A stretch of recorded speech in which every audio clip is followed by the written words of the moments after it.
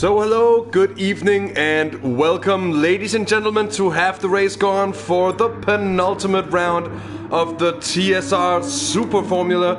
My name is DirtenDK and it will be my biggest of pleasures to take you through the action here from the Nürburgring GP layout. So we're watching championship leader Joe of the Fire. Here he's on his warm-up. We're having a very, very stacked grid for you tonight with a couple of special attendees. We have Shoma, of course. He's been substituting for a couple of races throughout this series. And on the first here for TSR, we have Alex Buncombe joining in.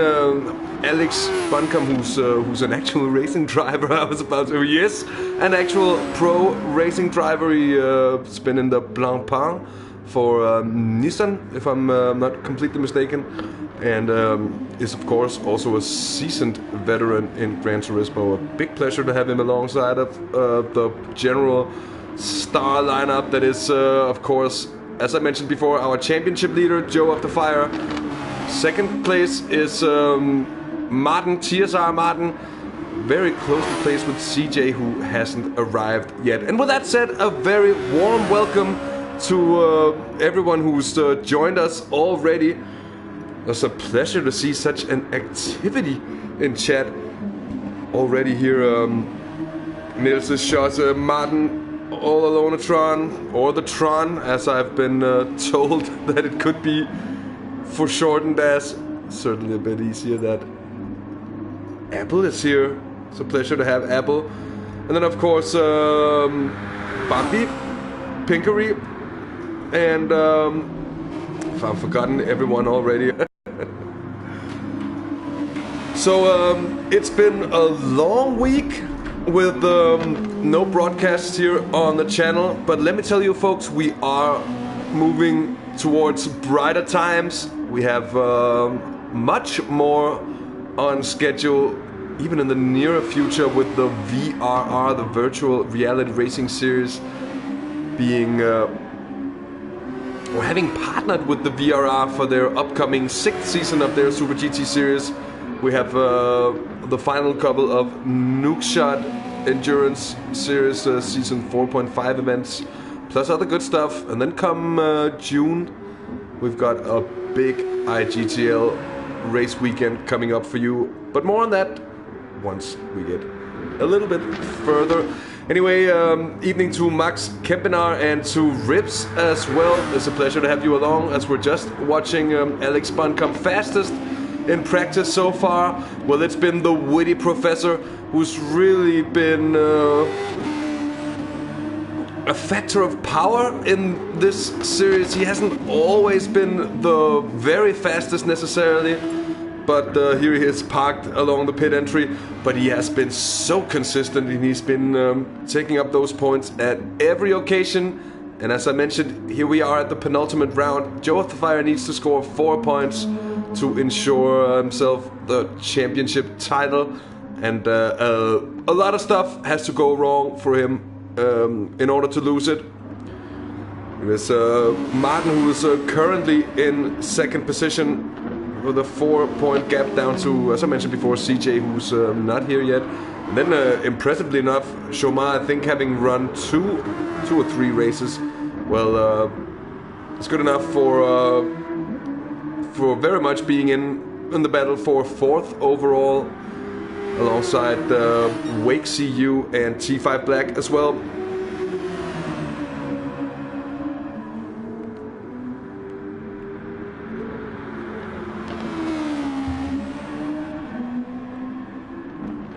So, and also on the grid we have TSR Kurt here in the Motul liveried car.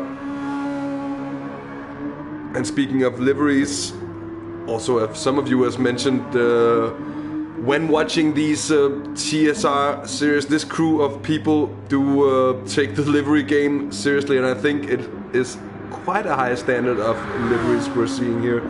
Where is the doctor? It's a good question, Shasse. The doctor is not attending tonight, so let's hope no one falls ill. And I'm afraid we don't have the doctor among us here, but we do have Halstag representing for Germany, and of course also for both TSR and Scandinavia. It is T5 Black, the Swedish survivor. And then hanging out at the moment in the pits is Welsh and Pinkery as well.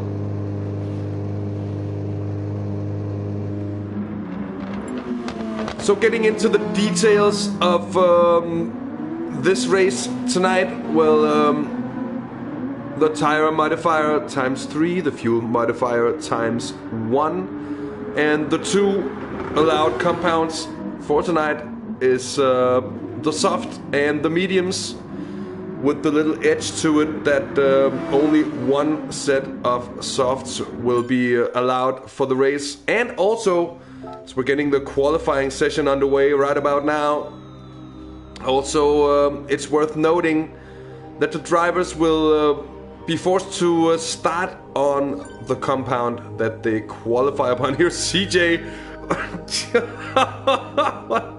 I think he's in chat with someone who could tell him that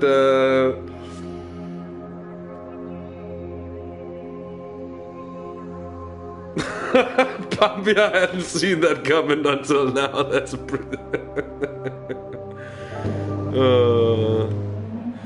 but anyway, as we were mentioning before,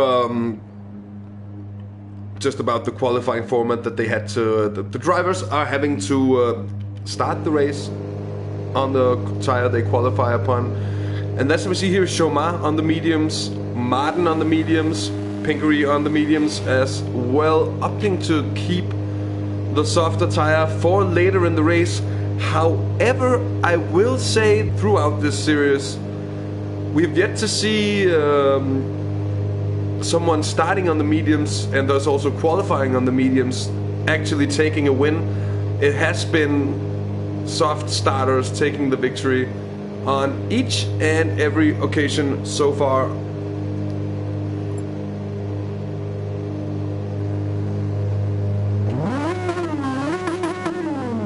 So just getting very close to the start of the qualifying session here, and the qualifying session is as follows: a single warm-up lap and then 5 flying laps, so that's of course 6 in total. And oh, so Buncombe is getting Alex Buncombe is getting kicked out. Well, would have been fun to have him along anyway. That's a bit of a shame, I guess.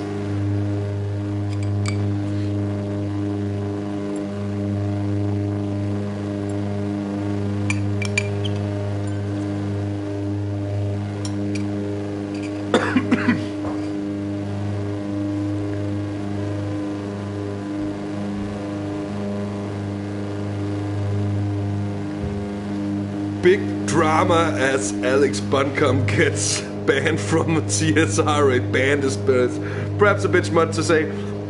Never mind that. But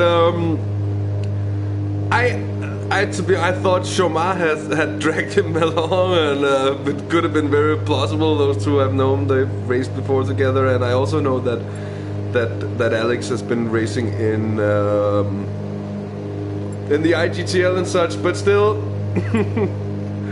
I managed to bring up a big dirtinism there, presenting him as an actual driver in the race. So, was also wondering, like, why is he in the lobby? There's nothing on the GT Planet thread. There's nothing on Discord. There's nothing nowhere. Good fun. Still waiting for that green flag for qualifying, and it should be right underway.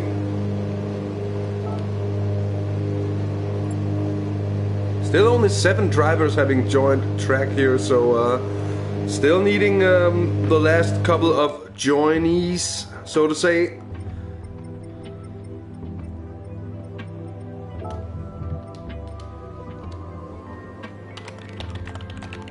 And I'm just gonna make sure that it's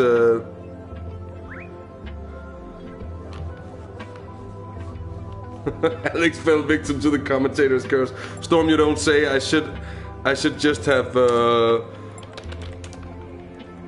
I should just have kept quiet and let him fly under the radar. Although there is no flying under the radar in a 16-car lobby.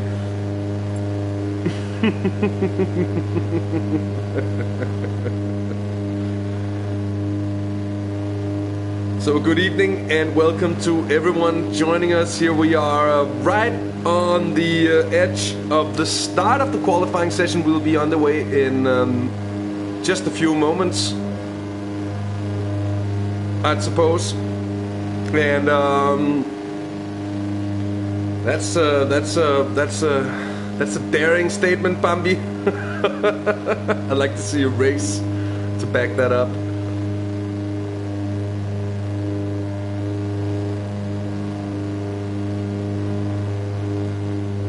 Don't cross track limits except for turn 4. That means, of course, that they'll be allowed to cross the track limits on the outside of turn 4, which is in turn the exit from the stadium session, where it is very common to see drivers extend. We see it in Formula 1 all the time as well.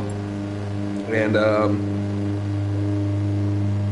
good evening to Wake and the Sugar Rush Performance boys. I love you too. I'm getting a bromance here.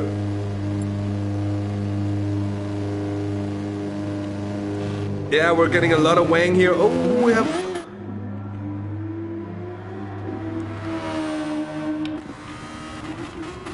It's Welch on a demo lap. So with a little bit of a slide here.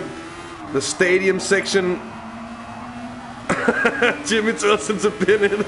I support that statement, Jimmy. Pin it, pin it. No, the stadium section with the left-hander, then the right-hander here. This is the turn 4 where he's allowed to extend, but no longer than the following curve, of course.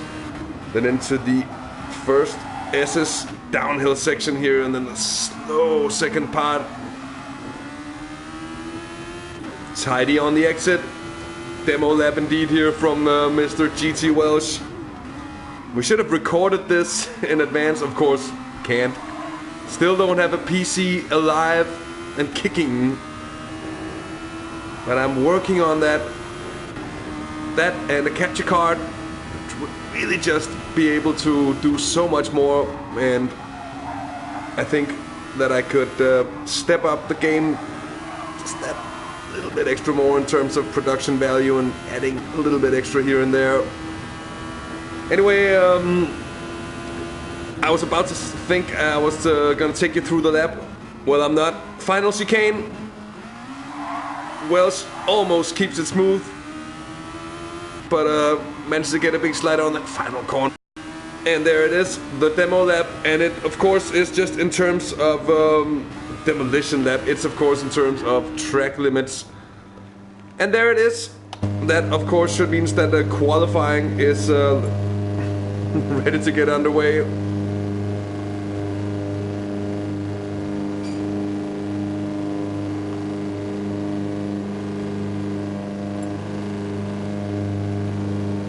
So here it is, our wonderful marshal that is TSR Stick has called qualifying open. Joe of the Fire first out, and he's closely followed by CJ, the Mad Greek that is Crazy John, just having joined us right in the nick of time, I thought, but it turned out he had ample time indeed.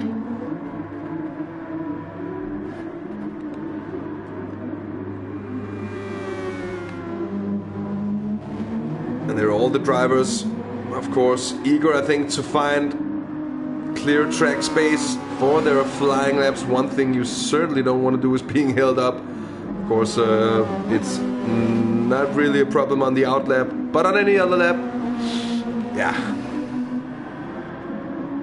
See a little bit of different strategies with regards to how to spend that out lap. Welsh just wanting to get it over with quickly.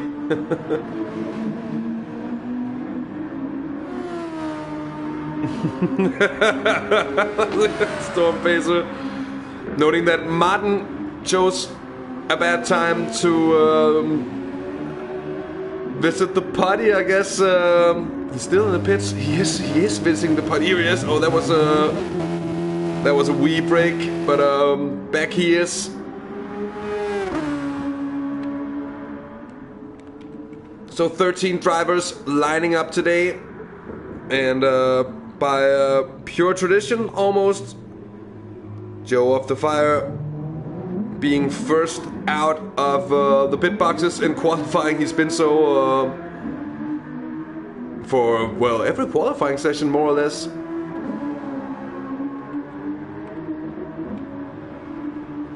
There's GT Wells. One thing we haven't touched upon at all is the Constructors' Championship. Of course, we are running a Constructors' Championship, given that there are two engine manufacturers, Toyota and Honda. Well, Toyota are superiorly leading that battle with something like an 80-point gap down to Honda. So that seems to be pretty much sealed here already. Well, it's almost extending it a tad too far there indeed. Watching T5 Black through the stadium section. Let's go on board with the Swedish Survivor. Struggling to get the car turned in, struggling a little bit at least here. Seeming to manage better on exit.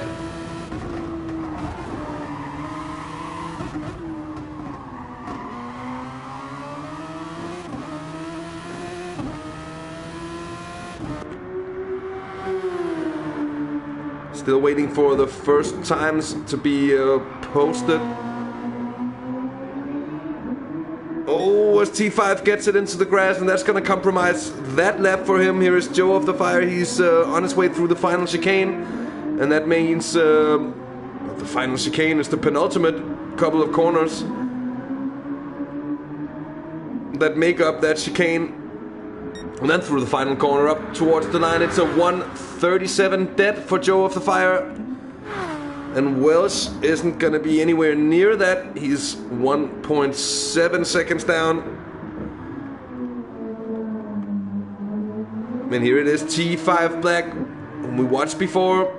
Is he going to be anywhere close?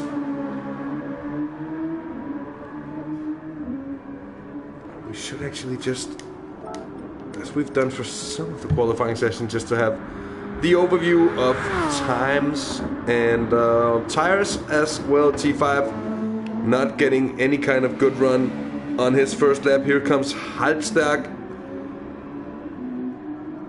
and it's not going to be a lap to remember for him as well.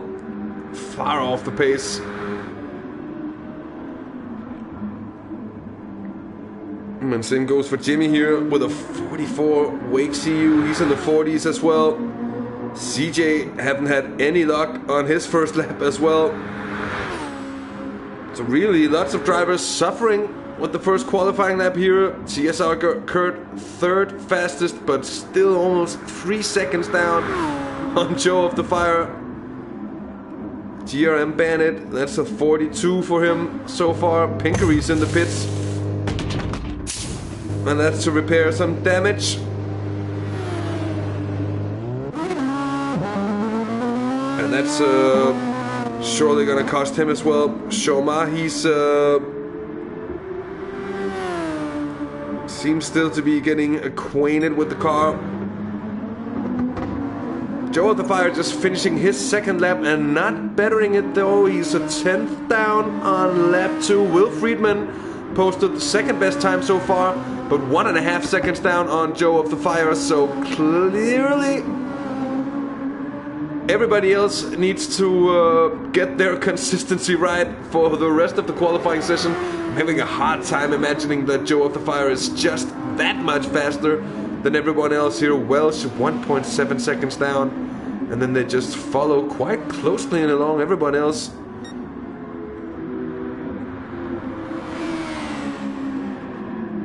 Welsh seemingly having been in the gravel on his second flying lap.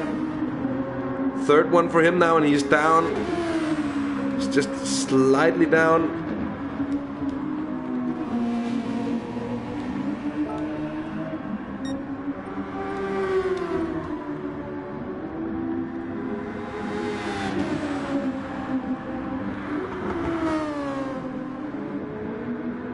That's TSR Kurt, who goes up into 5th on the grid, T5 in 6th at the moment, and that means it's Wake 7th, Jimmy in 8th, and then it's Halbstack 9th, just getting pushed down into 10th position there at the moment by CJ.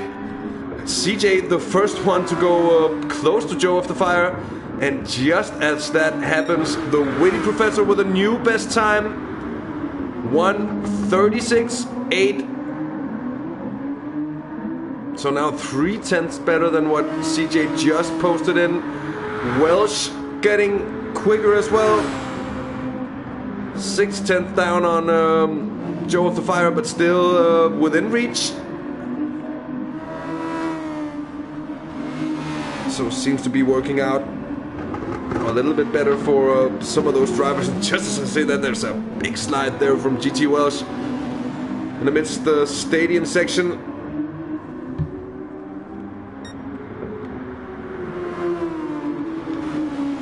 Oh, Abel, you mean he has another evolution?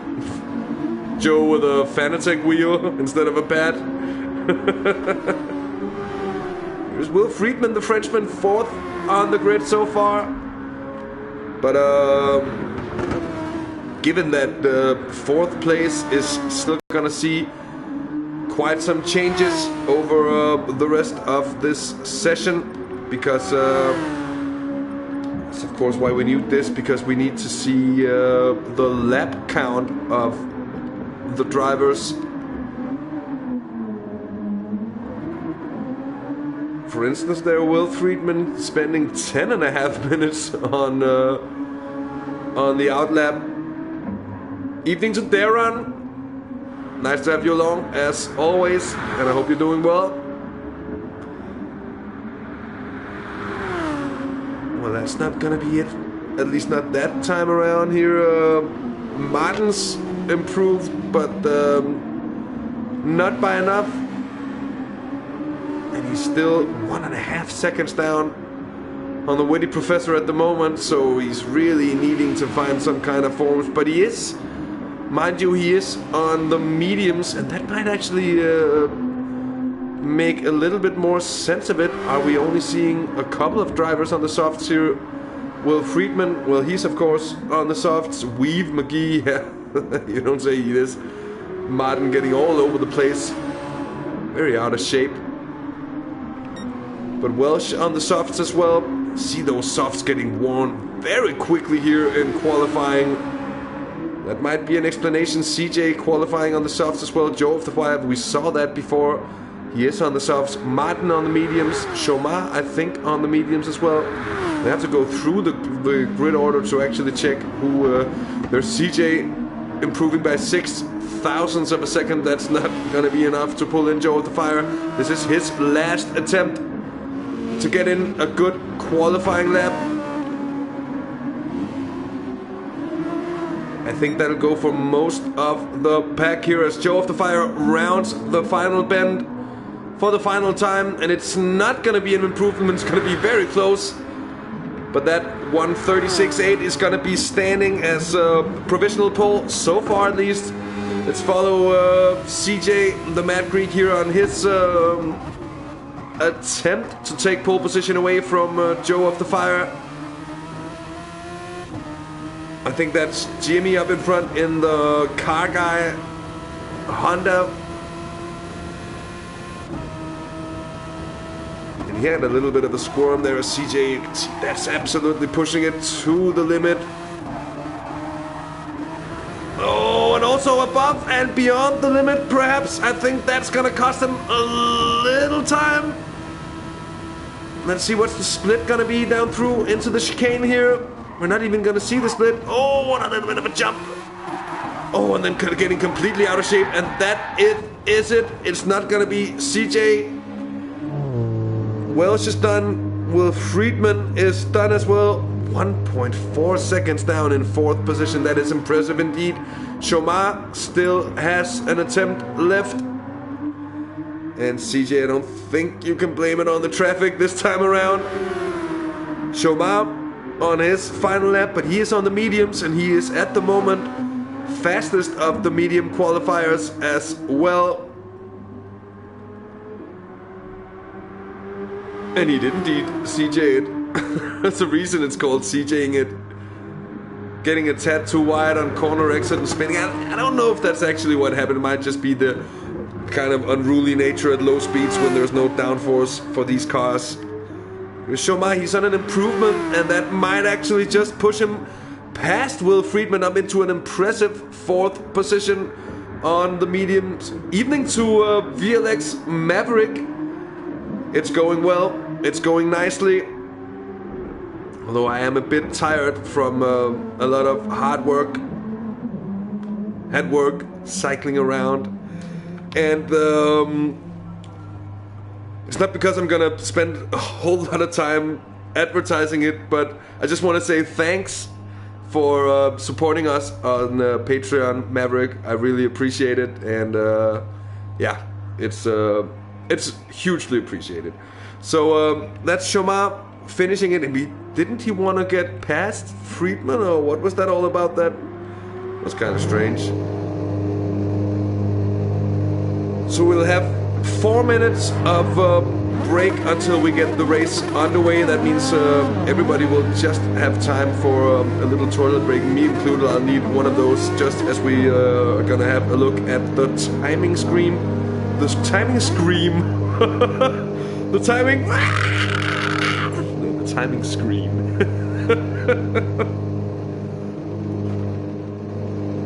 I think this will be a good thing to leave you with for a second, as I shall do as the drivers and leave for a short bathroom break. But I shall be back in a matter of seconds, I'm sure. Don't go anywhere.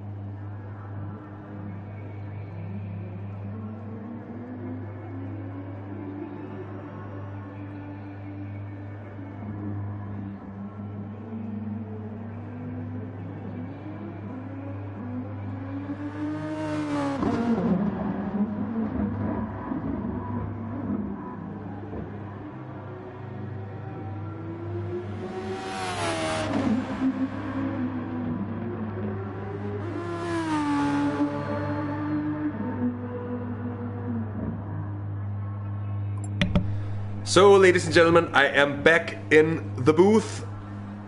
I'm back in the booth. The most comfortable commentary booth in the world. That is my couch. A couch with, do you call it a chaiselon as well in in English? Anyways, evening GM, thanks. Chomar, I'm just reading man. Yeah, Chomar, but Chomar is insane, we all know that. Just mentioning the booth, the most comfortable booth in the world. But back from the break, back from a very necessary little don't need that race info anymore. Joe of the Fire and Pole yet again. Just have to say, he has been dominant throughout this series. Really big kudos for the strong performances that he's been putting in every time, basically.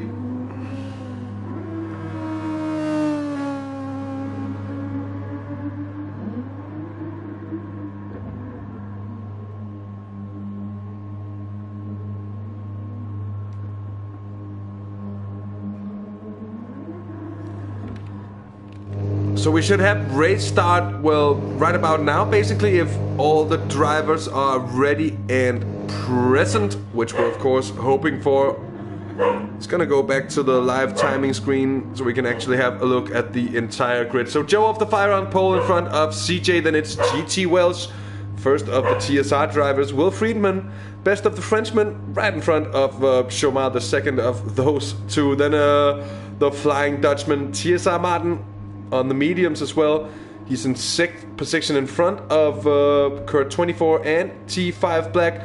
Mind you, those two, both of them are on the softs.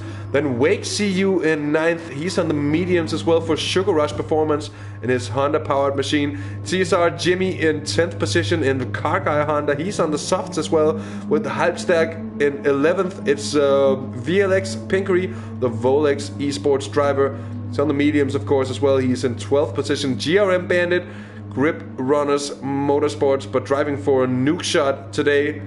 He is on the mediums as well, rounding off the grid. So, really interesting, I think, that that it seems that not everyone has been, not anyone, or it certainly seems someone has been able to utilize the grip of the softs on those qualifying laps, but not everyone being able to actually find the advantageous grip and to actually get the full potential out of those softs. So I think we're gonna have an interesting race. Also, if the softs are showing considerable wear after only 5-6 laps, that means as we haven't lapped in some of the other races. So technically, this might just show to be a little bit different from what we've seen at the other races as well. Good evening, Welsh, and I'll join you in the good luck choir. Best of luck to all the racers on display tonight. Ja, Schosse. Los geht's. Man, over the times here on this channel, I have bewildered myself on speaking many languages by now. I think of course, I've had a few moments of speaking Danish. Should we have Danes in watching or in chat, hit us up. We'll have a little session. Here is the race start, by the way. But of course, we'll have the formation laps. We'll have 2 in order for everyone to be able to fuel up to the level they themselves desired.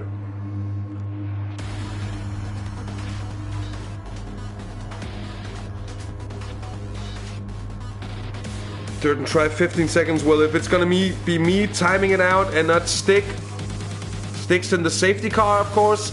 So, and I suppose it is perhaps gonna be me. We haven't made any. Well, I don't know. Perhaps I will see. Anyway, I was mentioning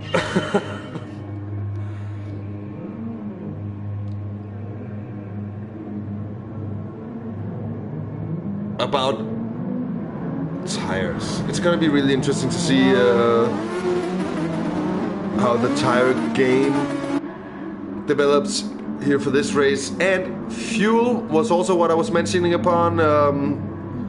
Just to finish that one off, fuel is of course the reason we're doing this entire 2-lap formation lap, double formation lap show is for the drivers to be able to decide for themselves how much fuel they want to start the race with. And that really opens up some interesting tactical aspects of the racing. So with that said, 44 laps of racing. Well, that's 42 effectively here, and watching the safety car, that very nicely designed safety car, I have to say, with a but anyway, Joe of the Fire, yet another pole position. What can I say other than that it's been superb for him all the way through. CJ, yet another second place. Although he hasn't had trouble in qualifying as much as he's had in the races. Welsh in 3rd, and he'll surely be a contender for the race as well. Although he has been somewhat pursued by bad luck throughout the series, and it's really affected his championship chances in the end. Will Friedman, 5th best of the medium qualifiers, and that could put him in a very good position later on in the race. Same goes for Chomar and Martin, that chunk of drivers qualifying on the medium tire. Or was it Will Friedman? Oh, excuse me, Will Friedman, of course, on the softs, and then Chomar, I think. I'm just gonna check to make sure that I'm not gonna be BSing you all. You see Chomar, he's on the mediums. Friedman indeed on the softs.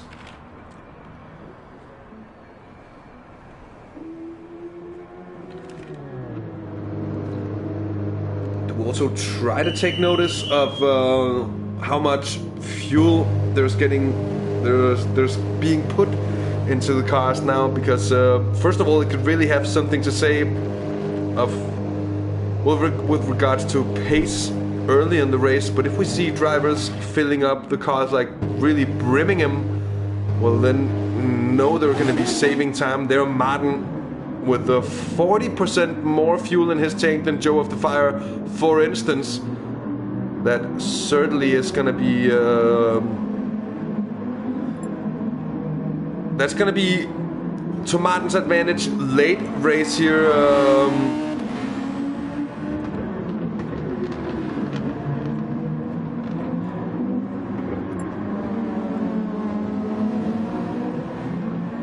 So as always, plenty of tactical game on here in the TSR series. I have to say that the organizing team, Stick, Welsh, and the affiliates or the other team members are doing a really good job of figuring out just how to cheat the game, so to say, or to how to implement some things that aren't actually in the game, and doing it smoothly enough that we can broadcast it without it being completely quirky, I guess. Anyway, this is the second warm-up lap, and that means, ladies and gentlemen, that it is gonna be time for the race start shortly indeed. Here we are having the field coming up through the final chicane. There's a couple of drivers really far back.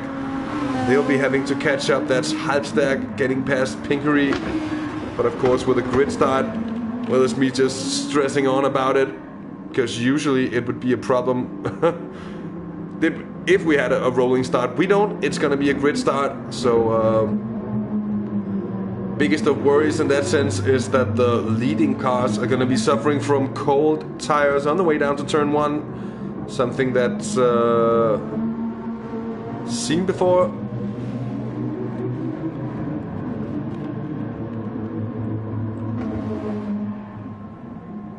Which camera angle? Oh, that's certainly the best camera angle for this kind of start here, no doubt. And then it's just a question. Well, are we giving the time? Well, Stick is in the safety car driving it, so not yet. Everyone's still not parked. I can't see the race time. There it is.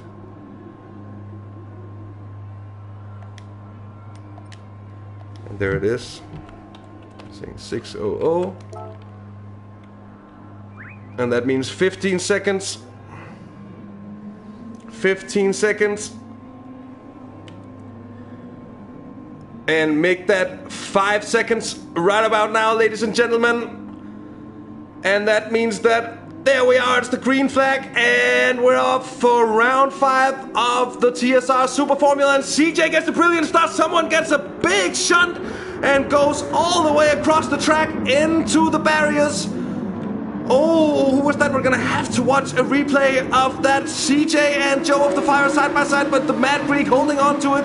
Here is Welsh in 3rd position, Chomar up into 4th, Martin up into 5th, it's Kurt in 6th, Wake in 7th, then Pinkery up in 8th position. So Still looking like everybody else got pretty cleanly away.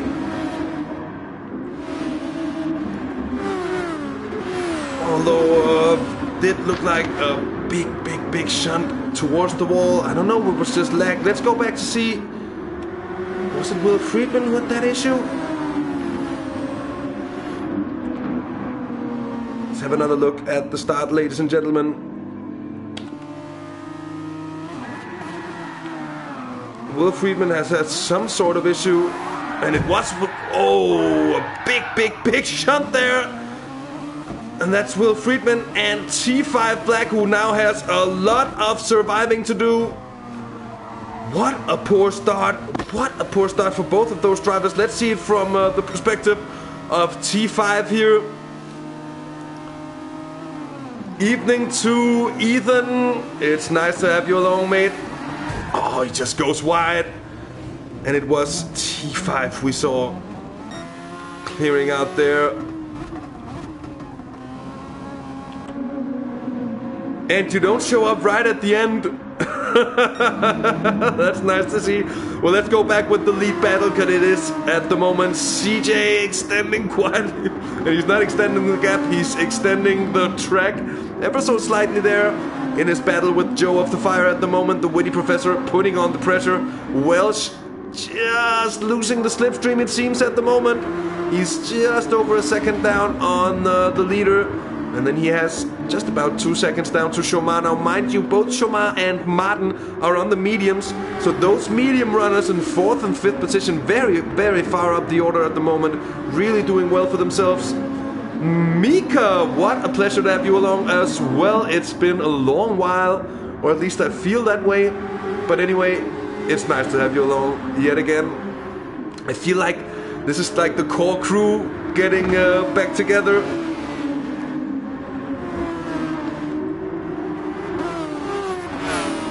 Here is Welsh really catching up quick to Joe of the Fire. I think there was some kind of attempt up in front. Some kind of thing must have happened there for Joe of the Fire, getting very close to CJ. Is it just that kind of poor run that gives Welsh the chance to close in that quickly? CJ now pulling away ever so slightly. And he's just trying to put Joe of the Fire out of the slipstream. And in turn, there's still a battle there for 4th position between Chomar and TSR Martin. Martin in 5th, Chomar in 4th. Chomar with the stuck setup. It doesn't make it any less impressive to see his pace.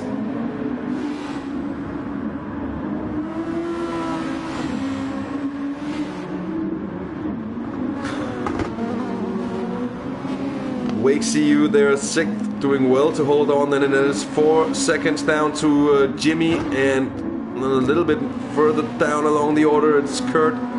Closely followed by Pinkery and Jiren Bandit in 10th position at the moment. Those two, Halbstag! Well, that's the disconnect from Halbstag. I was just about to say, what's going on there? And is it going to be something that we can catch, or whatever happened there for Halbstag? I can't even catch him here. And that must be because of connection issues, I guess. That's bad luck indeed. Will Friedman down in 12th position after that horror start for him. Just slid out. No traction control, of course. CJ on a flying lap here. But he's not managed to put Joe of the Fire all the way out of his slipstream. It's still more or less together between the two leaders, with GT Welsh lurking in the shadows. There's a little bit of lag, I suspect, from Welsh, as I just thought he was going wrong. Although he did get out of shape through the chicane, and he's now 2 seconds down on Joe of the Fire. But look at Chomar here, he's put in a little bit of time down to Martin's, just about a second. More importantly, 3 seconds down only on Welsh in front, so it's looking pretty good for the Frenchman here. And indeed, as we see the softs wear on, of course, their advantage is gonna diminish along the way. So it's for those drivers on the softs now, it's really just about getting the most of it out of order.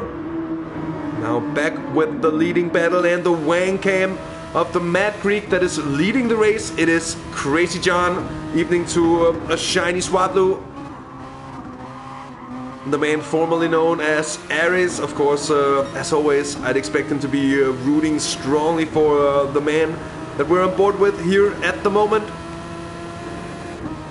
Joe of the Fire doing a pretty solid job of keeping himself right on the tail. Really see it's a full attack here as we go on board with the Toyota of Joe of the Fire. In the half the race gone by Nuke Shot Motorsports car, trying to pressure CJ into the final chicane, and then you see they're just losing a little bit of time on exit. And yet again, getting a slow exit. Actually carrying too much speed through the corner, not able to get early enough on throttle. Welch still just hanging out in the shades. But it's not gonna take much of a mistake to put him up there, that's for sure.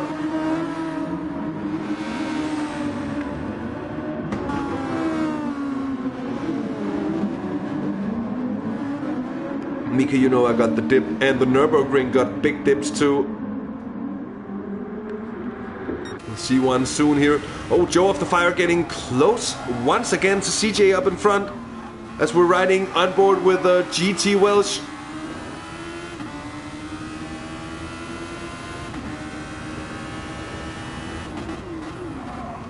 Oh, just extremely late braking.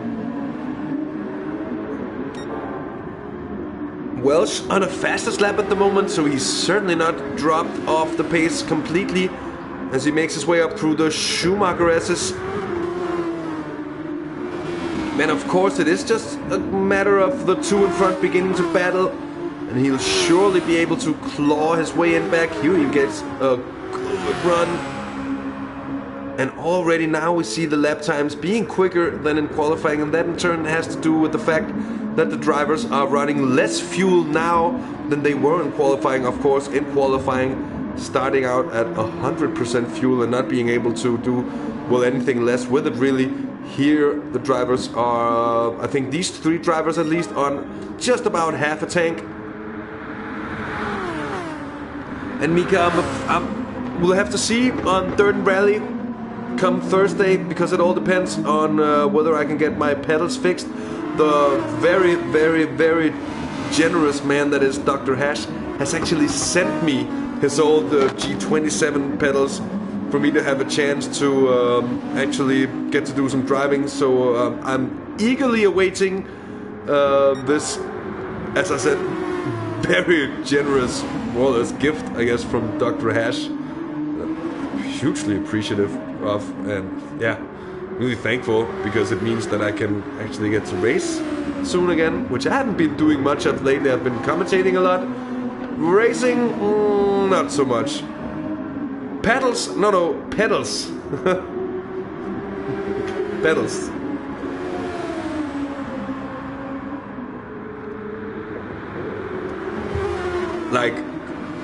Like accelerator, brake and clutch pedals, not shifting pedals. Although I can't see why you get confused. Still following Welsh around. We should probably go have a look with the leading battle here as Joe of the Fire is getting really close now to CJ, and he's thinking about it. And he's having a look up the inside into the final chicane. Not making anything materialize though, but he's really close into that final corner, and maybe a little bit too close. The dirty air really takes effect, of course, but you can see that. Oh, there's an aggressive swerve from CJ to keep Joe out of the slipstream. Let's just have another look at that. CJ there, corner exit. Goes to the inside. Perhaps the lens, the tele lens, making it look more dramatic than it actually was before. Oh, Welsh looking to go wide, but he actually wasn't. Now look at this, because Welsh is now within a second of the leaders. He's caught right back up to the two as the squabbling really has begun in front here, and it's now a three-way scrap for the lead between Crazy John, Joe of the Fire, and GT Welsh. And then not too far behind, Chomar and TSR Martin, both of those on the mediums. So by no means out of the race yet.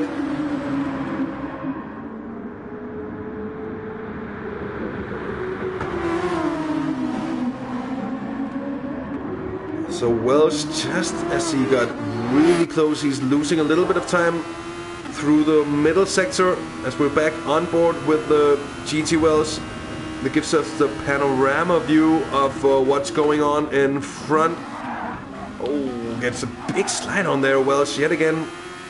Seems to be a little, either it's a little spiky with the connection, or he is getting absolutely flying over that chicane. There was a little bit of a slide. That's gonna lose some time. That might even put him outside of the slipstream for his way down the chicane here. But we're gonna go on board with Joe of the Fire, who's now within 0.3 of a second. Still just pressuring CJ, who did well to take the lead right from the get-go. Right from the gun, got a brilliant start, took the lead from Joe of the Fire. He's held on to it so far for now 8 laps of racing here out of the 42 that we have to do from tonight's race. Joe of the Fire very much in the Zouk zone, although he did lose 0.3 of a second through the first sector, and he's lost a couple more here through the second. And Welsh is now dragging him in, and in behind here, just looking at the gap, it's now 11.6 seconds from Chomar up to the leading trio. But Chomar doing a good job of just keeping Martin behind. Right in behind these two, not really falling back. It's Wake CU. Brilliant pace from the Sugar Rush Performance Honda as well. Also running the medium tires at the moment. So still very much, as I mentioned earlier, should be in with a shout later on. Now last lap for Wake. Well, that was a 1:39 dead. And for the front runners, CJ here 37.2. So 1.8 seconds advantage. For the soft runners at the moment, it seems. Perhaps it's about a second and a half when comparing to Chomar and Martin. But it would be interesting to see a top performance pulled off by someone turning the strategy around, qualifying and starting on the mediums and then using the softs for a late charge.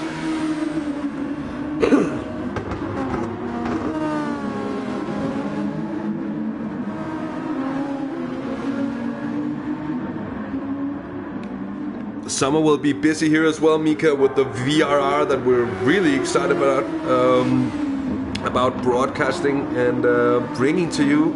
Of course, with IGTL, the NES Season 5, and also upcoming new adventures of TSR.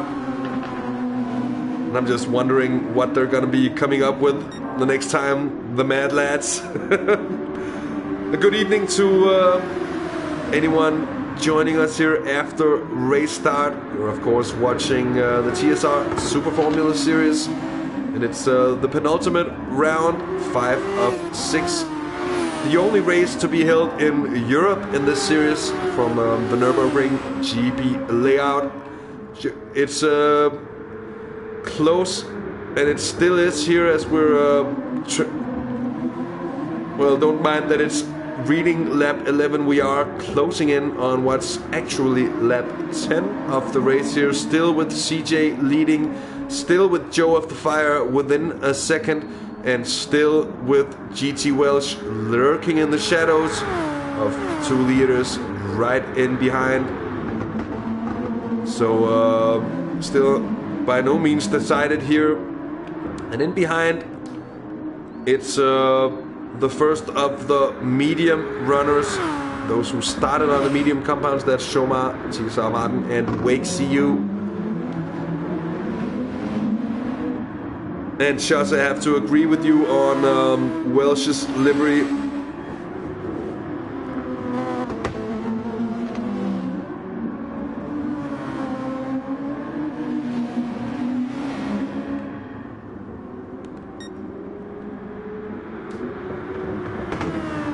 Chomar really having gotten the gap on Martin. He's put him properly out of the slipstream. And he's falling off the pace. He might have made a little bit of mistake, but he's falling into the clutches of Wake CU, into that sweet Sugar Rush performance car. 7/10, and that means it's about slipstream distance for Wake now. That's going to be a problem for Martin indeed.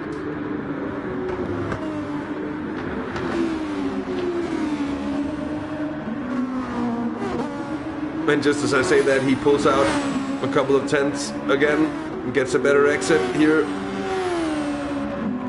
Also in 7th position, it's Kurt 24. He's really not that far down at all on those other top medium runners. But he is on the softs, however, and that of course isn't really where he wanted to be. Then of course he would want to be in front of the drivers on the harder compound. Evening to Stick, TSR Stick, one of our lovely organizers, put in all this time and work to organize these series. So we're watching your team driver and the car guy Honda 8th. It's TSR Jimmy, although he is on a little bit of an island. And having to touch on this GRM Bandit, running brilliantly at the moment in 9th. It's really good stuff from him. He's running in front of Pinkery there. So that's not bad at all. T5, 11th, Will Friedman, 12th. Those two close together. They got a little too close right at the get-go. And seems they've been close ever since. One of the more unfortunate starts we've seen so far here on the channel, I think, in general.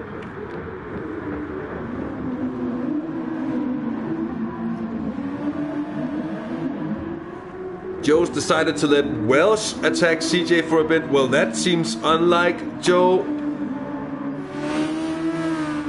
I was just gonna see if that was a cover-up for some kind of mistake made by Joe of the Fire, because he's lost quite a bit of time. He's now 2.87 seconds down on CJ. That's a bit under a second on Welsh. And Welsh seeming to lose contact with CJ up in front. Of course, Joe of the Fire in the end under no real pressure to actually go and win the race. He could do just fine with 3rd here. It'd be more than enough for him.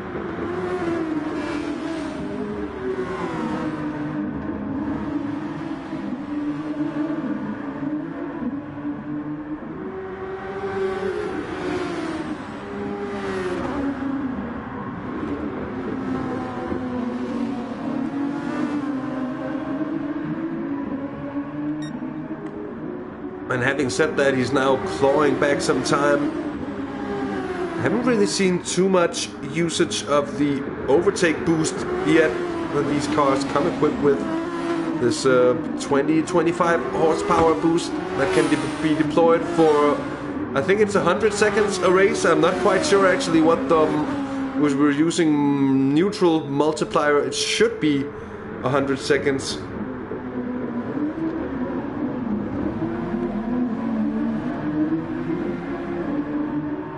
But anyways, I think what we're seeing is most drivers just opting to save as much as possible for later in the race here. Joe of the Fire massively gaining now on Welsh. Let's go on board with the Witty Professor. Continuing to close in the braking zone to turn 1 now up through the stadium section. Left, and then right.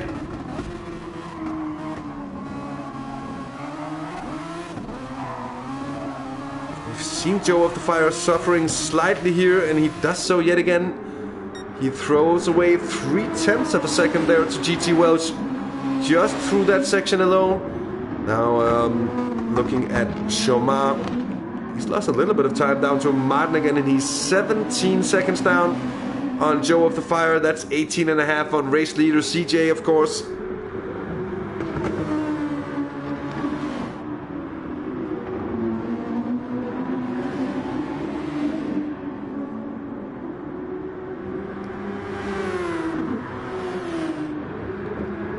But Martin also doing a good job of just trying to keep Chomar on a leash, and I'm still just thinking that these drivers, 20 seconds. The thing is that it seems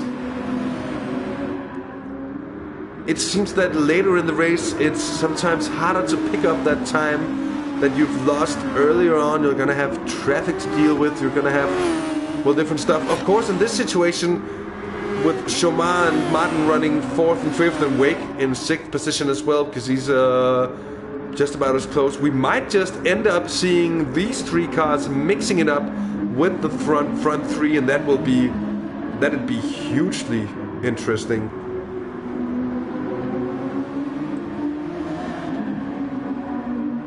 A little bit of shaky tail shaking from Martin on corner exit. We're back up with CJ. He's extended his gap now to a 2nd. I think he made some kind of mistake there, just as I was about to say. He's pulled out. Well, Welsh right back on it. And that's been the state of affairs for the first 14 laps of racing, pretty much. Leading Joe of the Fire for most of the time. Then Welsh has gotten past. He's now sitting 2nd, but he's not managed to get rid of Joe of the Fire in turn. CJ not really able to get rid of Welsh as well. So it's all still quite close, and it's all still to play for.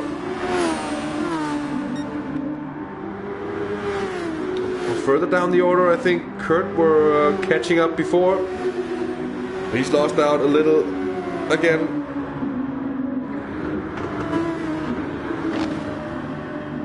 Jimmy in 8th, 20 seconds almost up on GRM Bandit in 9th, Pinkery 10th. Those two could still be close, though Bandit has pulled out an advantage on Pinkery. We'll just have to check if he's running with any sort of damage, but he isn't, so that's of course good. It's always preferable there. T5 Black, Will Friedman still battling it out for 11th position. And CJ still just holding on. He seems to lose those couple of, and it's not even that he's making mistakes, it's just Welsh having a devilish pace on the exit of the stadium session. Right about there, he seems to be quick every time they get past. And then in the other sections of the track, he's losing out. So you see here, losing out on corner exit from the hairpin, then up through the Schumacher S's. And now he's in the slipstream of CJ, gaining, and that's going to be helping him in a straight line. It's not going to be helping him through the corners whatsoever. Joe of the Fire now getting very close to the tail of Welsh yet again. I think that Dirty Air is making it quite difficult to get close enough to the car in front, and we really have to time it. Attack this chicane right, and then get the final corner right with a long straight. You can get a really good run.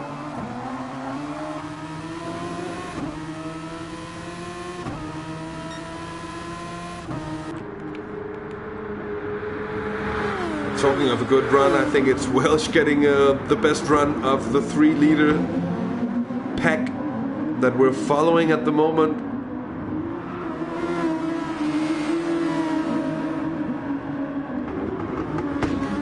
There's being cheered for Joe here as Welsh. I think he had a bit of a moment before.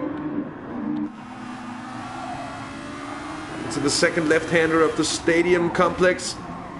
It's a little bit of a lock-up, I think, or whatever that is. Tire smoke. A bit of a dodgy moment, but he does manage to keep it all pretty much under control. And in turn, he also managed to not really fall off the pace of CJ. Joe of the Fire is still just trying to find a way around. But it is seeming to be, as we knew here in Formula cars, high downforce cars around this track, it's very hard to overtake. And the best opportunities, well, down at the hairpin here is one opportunity, but it's difficult. It's very difficult. It's possible, however. Then the final corner, well, that's possible too. And then, of course, turn 1, very much a possibility as well. And then the right-hand hairpin before the Schumacher S's. Well, you could also get something done down there, although that is actually one of the places where we see some more overtakes here. As Joe of the Fire, he's gonna have a lunge for it, back up into second position. Is it gonna be a cutback from Welsh? No, he gets the oversteer on exit. Did he hit anything? Luckily not for Welsh, but it certainly meant that Joe of the Fire got back up into second. Here it is, the overtake. Coolly done. Gets a big drop there on that big dip there is on the apex through turn 1. It's always been a tricky corner to get right.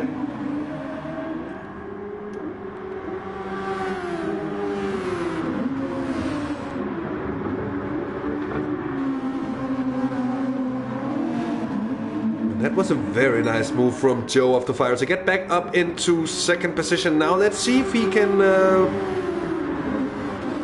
get back the pace advantage over CJ. Was close for a long time earlier on.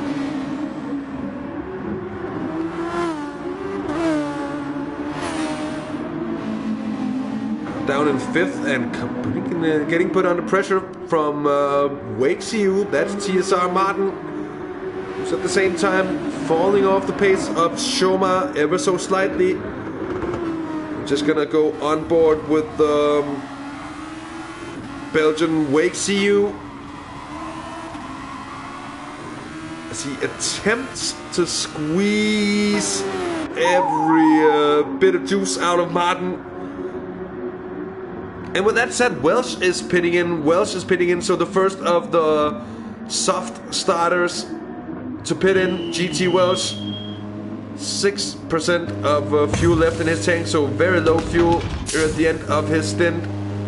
Worn soft tires as well. It's going to be a lot of fueling for his sake. Let's see where he rejoins. I think he's going to be quite a bit of weight down the order, to be honest. It's in 7th position.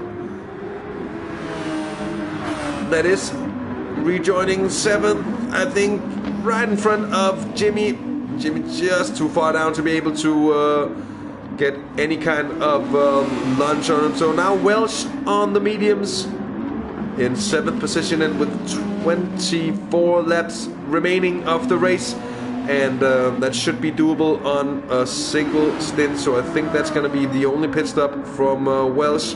It's going to be interesting to see if it's going to be a working undercut against the competition, though he gets a big slide on there. That's not what he wants.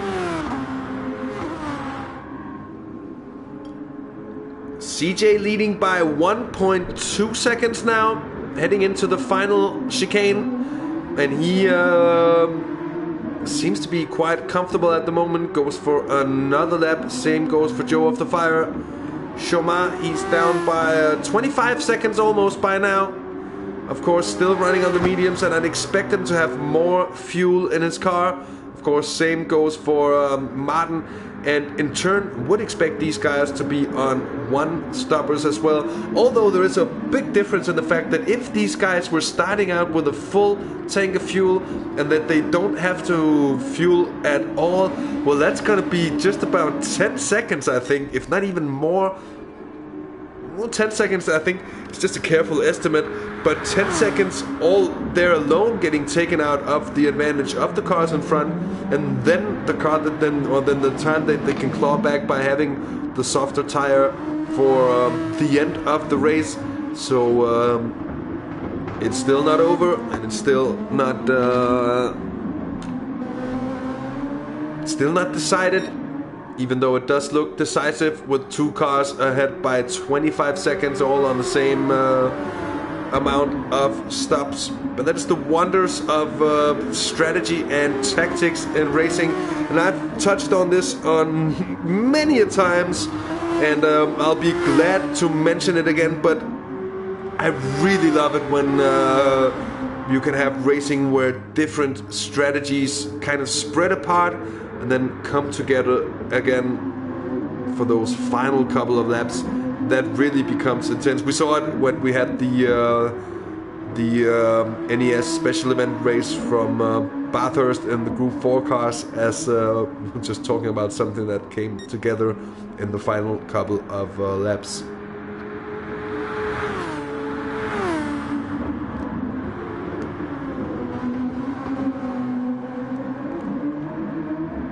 So Joe of the Fire is still just clinging on to the rear end of CJ, not really seeming to be able to do much more. Here is Shomar. So he's the first one of the medium stoppers to pit in. Of course, unless we had any of those drivers in the lower positions pit outside of our field of vision, if you will. So here is Shomar, and as you see, 60% of fuel left in his tank, right around halfway, or no fuel left for him, and that means he's gonna be well in front of... What? Oh, of course, he's not gonna be well in front of Welsh. He's still gonna be much closer to Welsh. That's what I was talking about, that around 10 seconds that you could cut off by not fueling at all. Well, it certainly puts Shomar in a good position now. He's running sixth, having had his pit stop taken care of already. TSR Kurt, well, same goes for him. He's now out on the mediums. Jimmy is now out on the mediums as well. Pinkery is running in 9th. TSR T5 Black in 10th, still right in front of Will Friedman. Let's go on board with the Frenchman.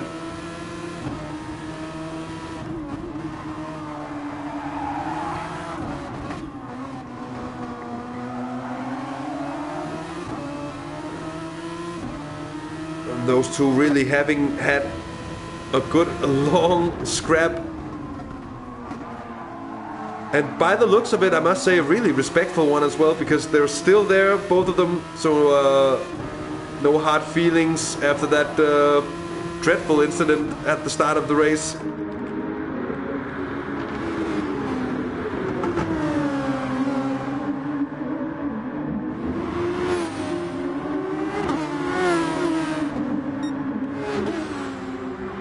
Time around, Friedman getting close, although I don't think he's close enough to actually try something. That might be though for T5. Oh, Friedman getting very close on exit there.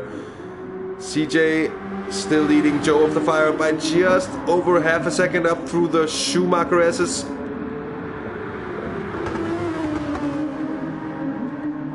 And he's still just holding on.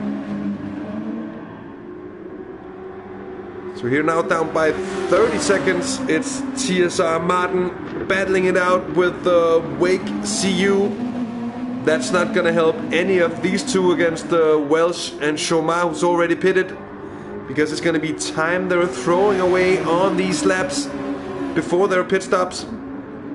Especially for Martin and especially for both of these guys, because they'd be wanting to just get on the softs basically as early as possible. Martin there with a big slide. Although Wake not really close enough to take advantage of it. Oh, Joe and CJ getting a little bit of a slide on as well. Both of them, I think.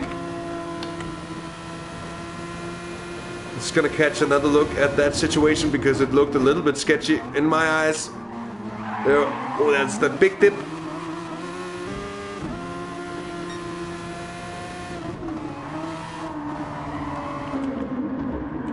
Oh, Welsh in for another pit stop, and he's picked up damage. He's picked up damage to his front aero, front right suspension, and that is gonna be, well, dare I say it, his chances for a top result here pretty much being blown. Poor luck for GT Welsh, and F's out for him indeed. Do understand the frustration there, because it was going well for Welsh. He was on course for an undercut. Now he's 10 seconds down on Shomar, 9.2 seconds. But with Shomar on the softs, I think there's going to be no catching the Frenchman in front. And he's on a mission now to claw back the race leaders. 42 seconds down at the moment. Mind you that none of the two leaders having pitted yet. And mind you also that they're going to be on the medium tires when they do make that pit stop. Here it comes for Joe of the Fire. So last of the top runners running on softs is going to be CJ, able to stretch those softs for the longest here. Joe of the Fire, 20 laps of racing remaining. He's going to be doing the remainder of those on the medium tires.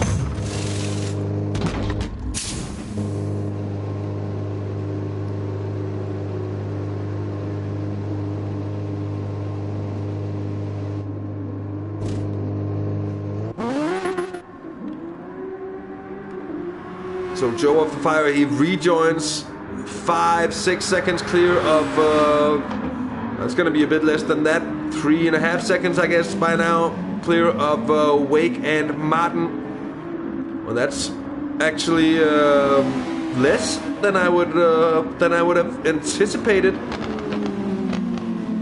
But of course both Wake and Martin have yet to pit in for their softs, and then everything makes a little bit more sense up in my head.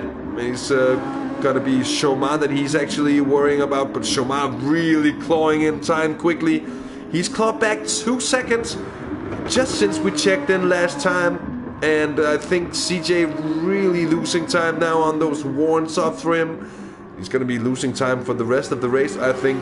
So this Frenchman here,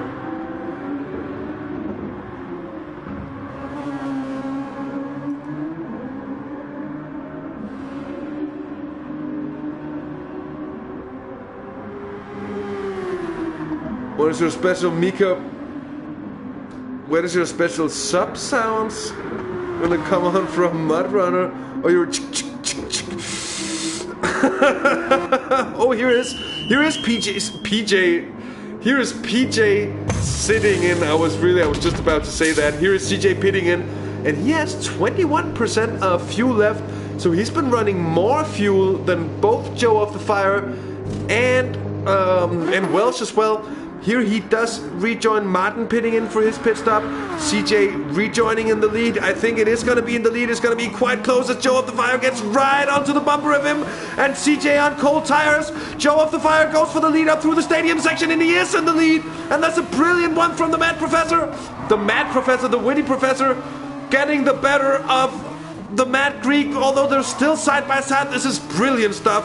And we are, of course, going to catch another look at this entire run through, this entire situation. Joe of the Fire does get the better of him, and he is into the race lead here.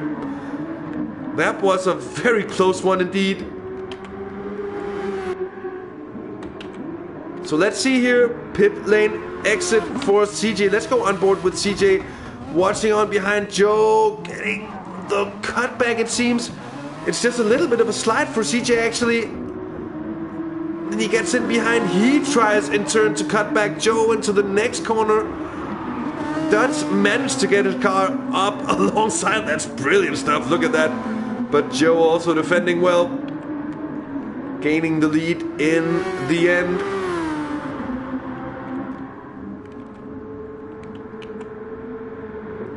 So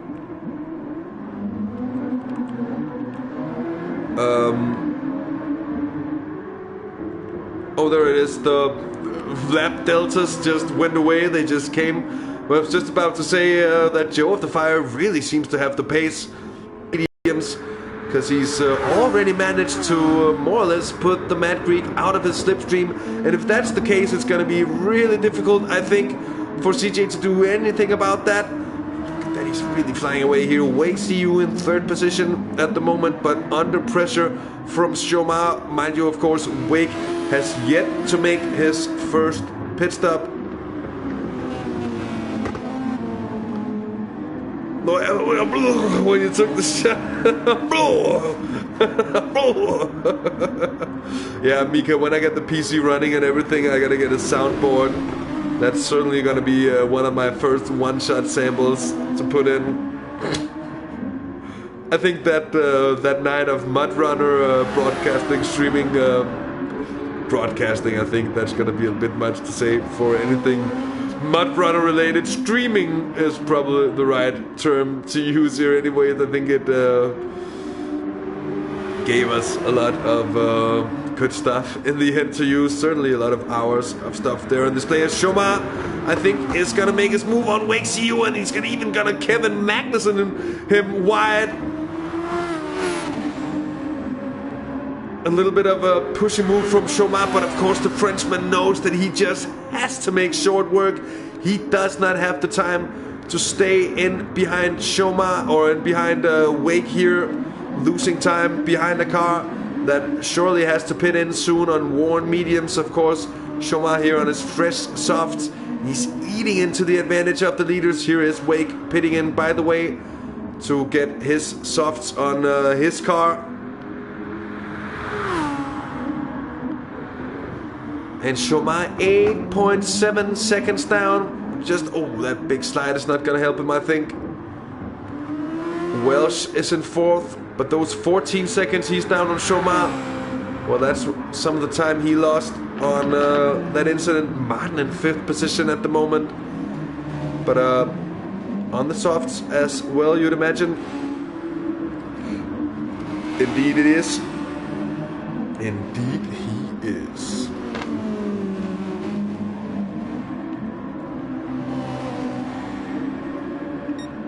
Of course, by no means has anything been decided yet. Joe of the Fire leading by 2.3 seconds in front of CJ.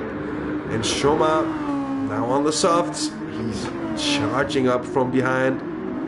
So you'd expect at least that he is still in with a shot here. With 16 laps of racing left. And he is really clawing back the time. It's been 0.8 of a second, now getting closer to an entire second this lap. And in that pace, he's gonna be challenging for the lead within 7-8 laps. It might take a little longer, but that will still leave him with 6 laps or so to get the actual job of overtaking the leaders done. I think we're going to be in for a thrilling finish here. I can only imagine so. Welsh now getting accompanied closer and closer. Martin there closing in behind. 2 TSR top runners, and there Wake really having lost out on staying out longer than Martin on the mediums.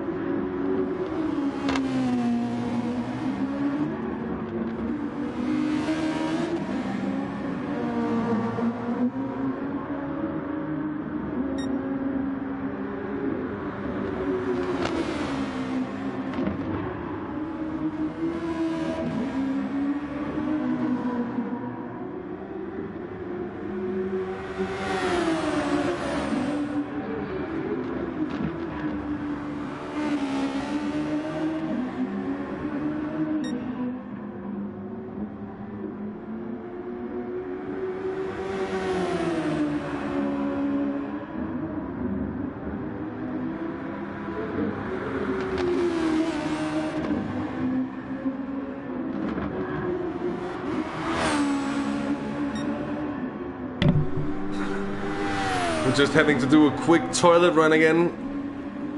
You know that feeling that when you do your first wee, that water just runs straight through you and you have to go again right away. Well, it happened.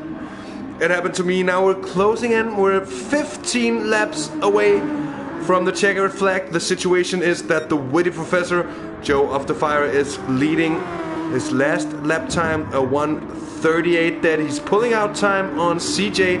But he's very much getting caught by Shoma, the AS Monaco Pro, the Frenchman. His last lap time, 1:36.8. So 1.2 seconds on that last lap alone. With around 15 laps to go, 5.5 seconds. It seems like Shoma, this time around, just might have gotten the upper hand. with the soft tires here late in the race.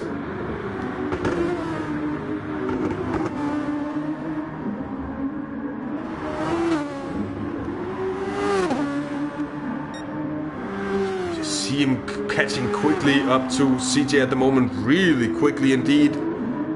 CJ no damage or anything, just not seeming to be able to carry the same kind of pace on the mediums, as he's also clearly losing out to Joe of the Fire now on board with CJ and his wang cam pointing down towards Shoma, and the red-white shade of the Monaco car behind just getting bigger and bigger. TSR Martins now put in the fastest lap of the race so far, and he's gotten himself up into 4th position. He's gotten past Welsh, and that 1:36.3, 1:36.4 more or less. That's a brilliant lap time indeed from TSR Martin. But he's oh, and just as we applauded his fastest lap, he gets it all wrong on the exit of turn 1, and TSR Martin, well, he doesn't bin it completely, and he didn't pick up any damage, more importantly, but it's still anything but optimal for him, and now he needs to get past Welsh all over again. Joe of the Fire, oh, and Shomar getting past CJ. Magnussen strikes back, dare I say it. CJ sliding about, there's a little bit of, not sure he was too happy about that. Goes up the inside. I don't know if that's it is kind of a half a Magnussen squeeze, and there's a little bit of a touch actually behind, to the backside of the car of Shoma. No damage for Shoma, let's see. No damage for CJ as well, so then it wasn't any worse than that. Oh, it's not what I wanted to do. Well, that was a little bit dodgy indeed. Shoma shoving his way past. It's not that he's overly aggressive, but it was an all or nothing move. But of course, that is what he needs at this point of the race.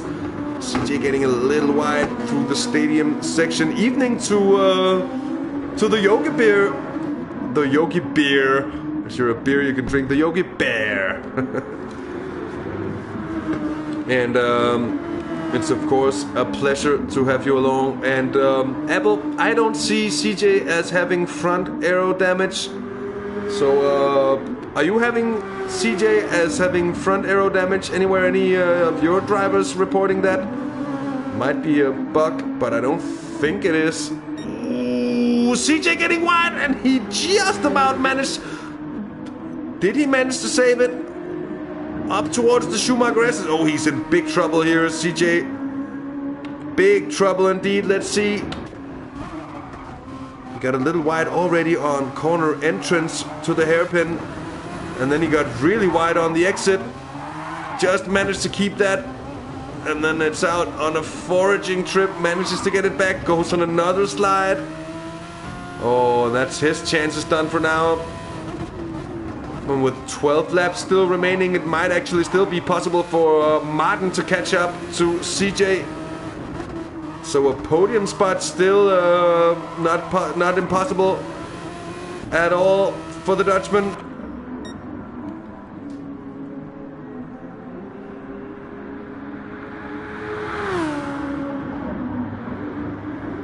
And sleep well, Mika. Sleep tight and see you around, mate. Thanks for joining in. We're watching CJ go around. Here is Shoma now 5 seconds behind Joe of the Fire. And the question is, how much is Shoma's pace going to be falling around the end? The pendulum might come to be swinging the direction of Joe of the Fire pace-wise as the mediums pick up the pace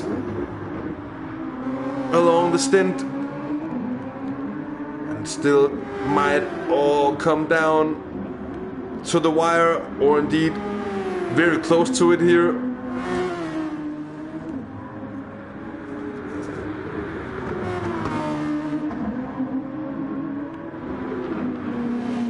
Martin having picked up an extra second on CJ.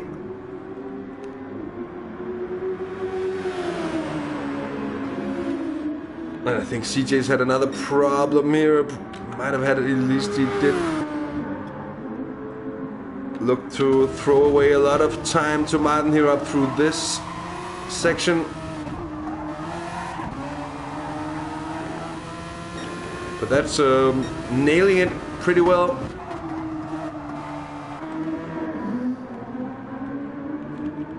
That is indeed nailing it. Here's Wake. He's 6th at the moment. He's been so for quite some time, but he has the tire advantage. 1.5 seconds up the road. And he might very well be looking at a top 5 finish today. And it's been a strong race for the Sugar Performance Honda so far. And very well, it's getting a little out of order yet again on the turn 1 exit. And that's allowed Wake to claw in 4 more tenths of a second. And he's quickly gaining that time on board now with Wake CU. Purple first sector for him. Oh, and he just overshoots the left-hander. Although manages to keep his composure on the way through. Just lost out on a little bit of time. Heartbreaking into the hairpin. Still closing in up through the Schumacher S's in the slipstream. Wells completely, really just missing the apex of the first one there. That's costing him more time. And then it's Wake having looked both left and right.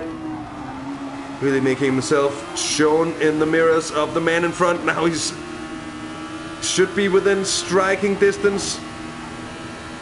I think Welsh deployed a little bit of overtake there to try and defend his position down towards the chicane. And he's doing so brilliantly so far. Now onto the wang cam of Welsh. Although I think it might just be game over as we enter the start-finish straight. With an advantage of less than 0.2 of a second. Here comes Wake CU up the inside. Into turn 1. And through he goes up into 5th position. Good move, good gentlemanly move by Wake.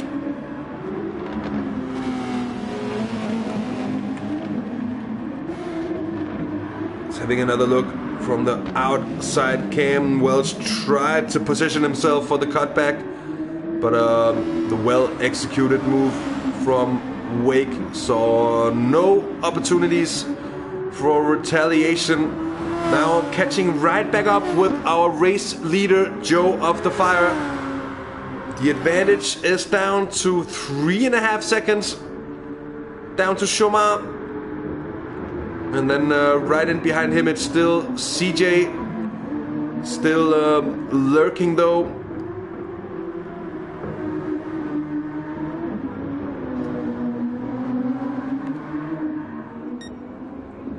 And by now it's the last 9 laps of racing. So it is certainly all coming back together as T5 Black, who's had an unlucky race to say the least. He gets out of the way of the leaders. CJ now 12 seconds down on the leaders. Indeed, he's put away more time to Martin. Martin, though, only 7 seconds behind. So Martin, well, it's still very much a possibility that he could come up and at least accompany CJ, if not make his way through as well.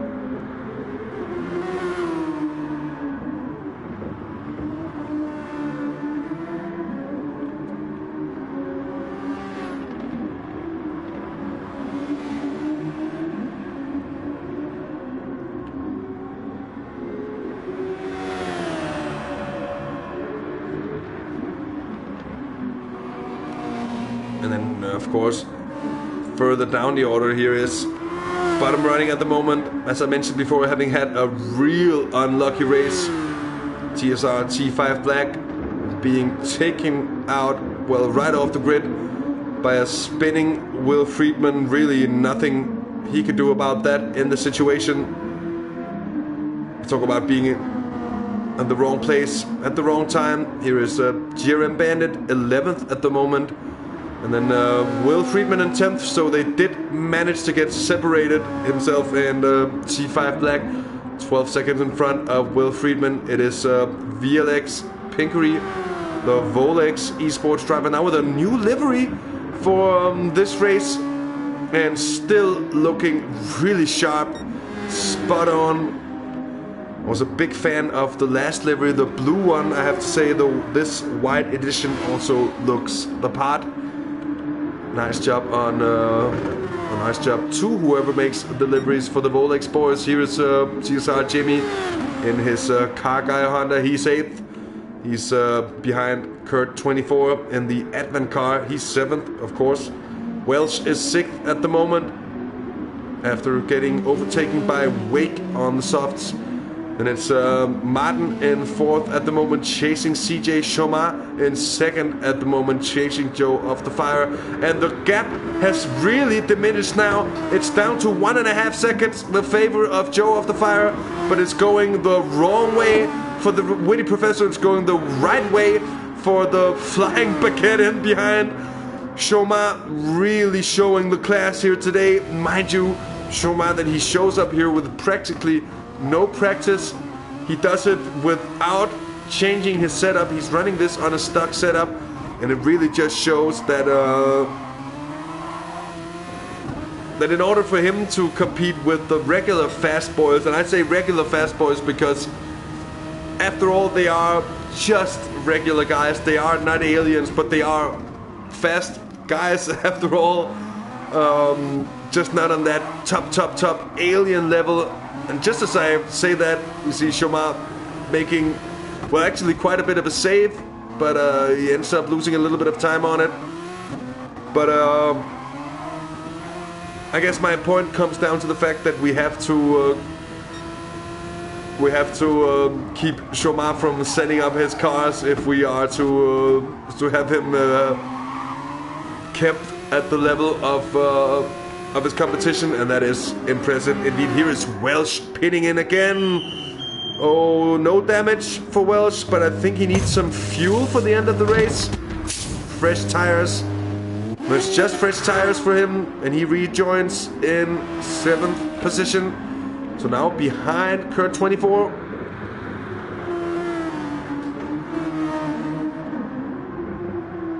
Oh, he's gonna have a tough job on his hands, Joe of the Fire, for the closing couple of laps. And that car of Chomar just getting bigger and bigger in his mirrors. Evening to Mart Menir. Thanks for joining in. You've joined just in time for an exciting finale. We've had these two cars run opposing strategies, with Joe of the Fire qualifying and starting on the softs. We've had Chomar qualifying and starting on the mediums, and that means we now have Chomar on the softs. We now have Joe of the Fire on the mediums. The pace advantage is advantage Chomar, but he has to get past, although we've seen it be possible before. The thing is, how much life is there left in those softs of Chomar? He did pit in quite early. He has been running a long stint, and as you see, that left front is beginning to look a little bit tired. If we compare it to the very much still fresh mediums of Joe of the Fire, this is still anyone's game. And now we're also beginning to see the gap more or less just hovering around a second. Chomar just still clawing back a little bit of time here and there. It's a good question, Bambi. Sparks, well, evening to you as well. Nice to have you along.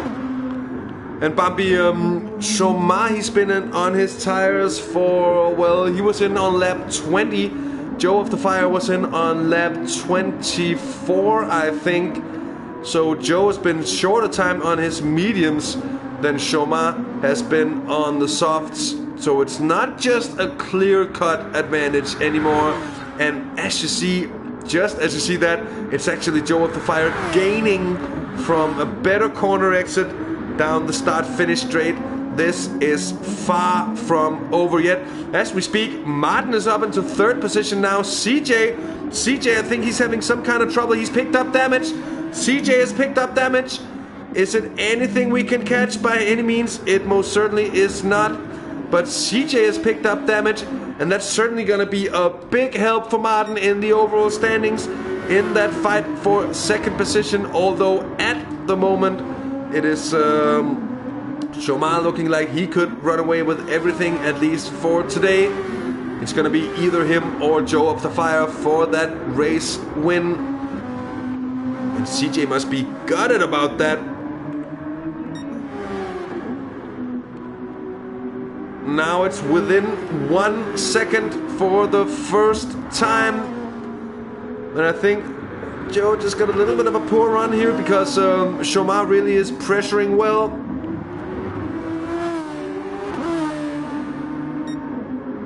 And those two are now coming up to lap the car of GRM Bandit, and that just might cause that little bit of chaos, that little bit of disruption that Chomar can take advantage of.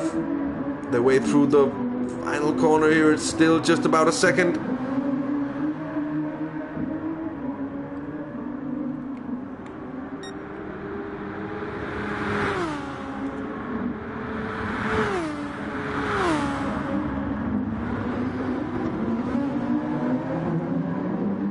And of course, here on these very exciting final laps, if you do like what we do here on the channel, don't hold back with leaving a like on the video.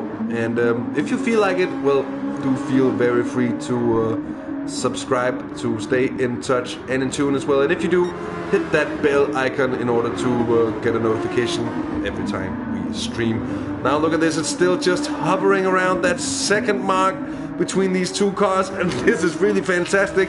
Opposite strategies and just coming down all the way to the wire. I really like this.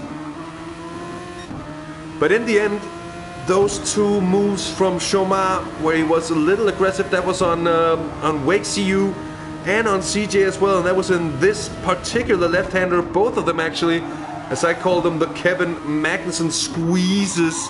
Well,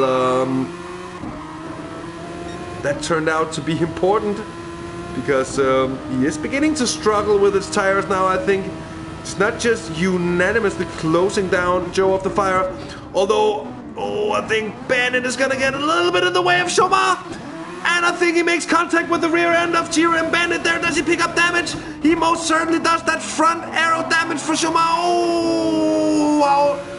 Terrible of a situation is this, and he's so frustrated with him now. Look at this situation, nowhere to go, right on the apex.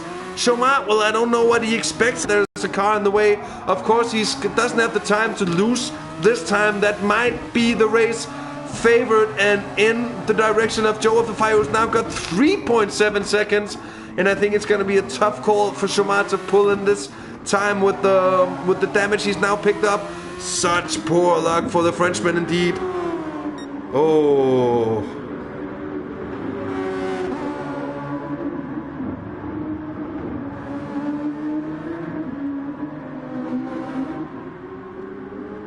And Sparks, I'm quite sure that you can change back to your own old name.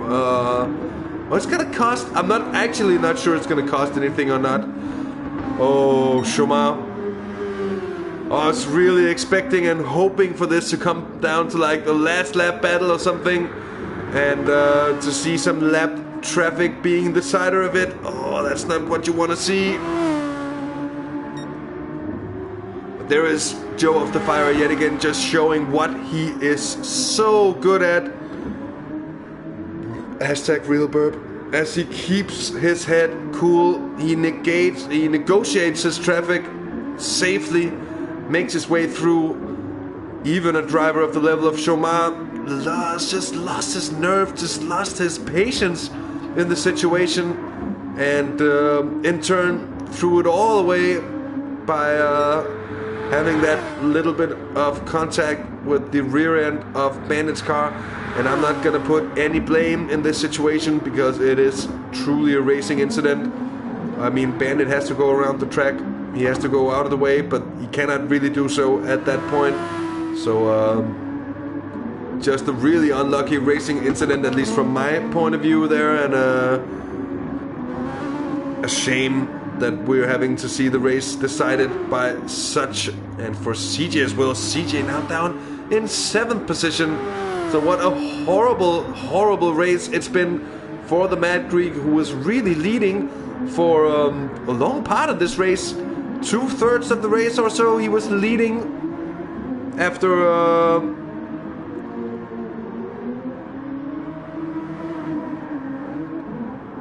taking away the lead from Joe of the Fire right from the flag. Well, he wasn't able to keep it composed enough, at least CJ. He's also been a little unlucky today, it seems. TSR, Kurt 24 in 6th position at the moment, Welsh in 5th, and Wakesiu 4th. Well, that's a good result for the Sugar Rush boys. Martin seeming to end up on the podium after all. He is very much with 2 laps of racing left. He's very much on an island. 14 seconds up, 14 seconds down. And yeah, Mr. Clutch, he was very much right up there. I mean, I take it that you're referring to Shoma in the end there.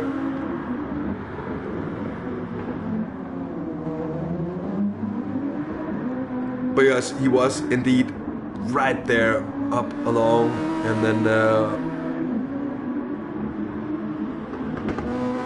well, in the end it's gonna be a good result for Shoma, taking 2nd position nonetheless, even though he had the no doubt he had the pace to win today, and he is gonna be gutted about that incident, and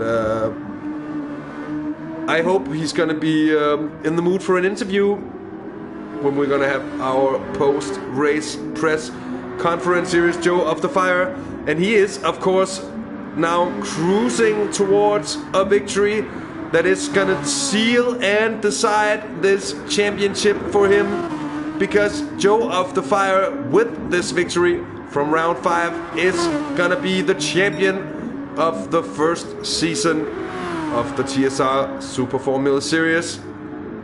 Big congratulations to who, in the end, by far has been the most consistent competitor, and on a couple of occasions also the fastest, and that combination really wins championships. And here it is, the defending champion from the TSR GT 300 championship now takes it to open wheelers. Joe of the Fires, the champion. With a race win here, brilliant one indeed. Shoma coming home for 2nd position. In the end, poor luck for him. It's gonna be TSR Martin 3rd. It's gonna be Wake coming home for 4th position. Evening to Olegna. Nice to see you, mate. Welcome, and you joined in at I guess just the wrong time, more or less. Join in for the finishing line. Of course, you can still have a good chat, or have the chance to catch our post-race press conference. Wake, there it is, finishing 4th with Welsh in 5th position. CJ, oh, he's gotten the better of Kurt here on the final lap, and he is going to be finishing 6th. Somehow I think Kurt must have binned it.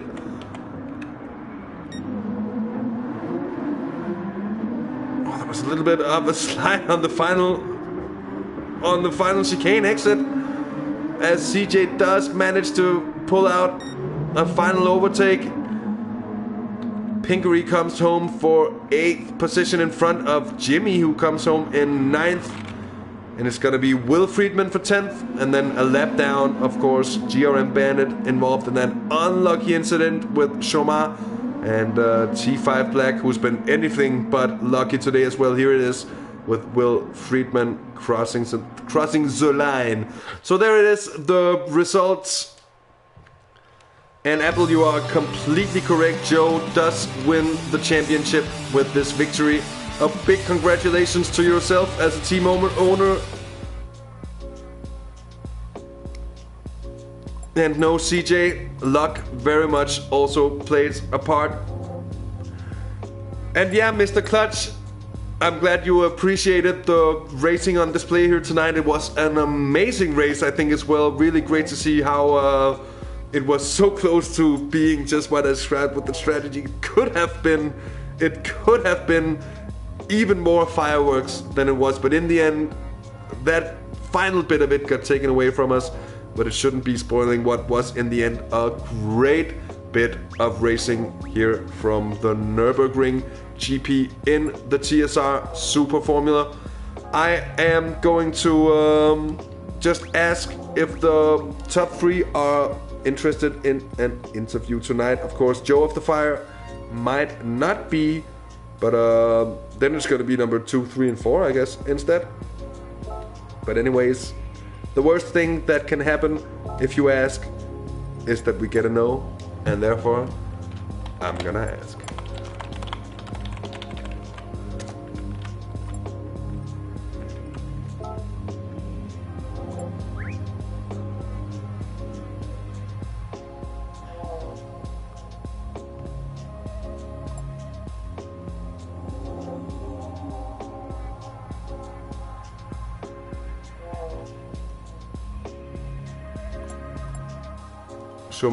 Shomar's up, Martin's up. Let's see, Joe can't interview today.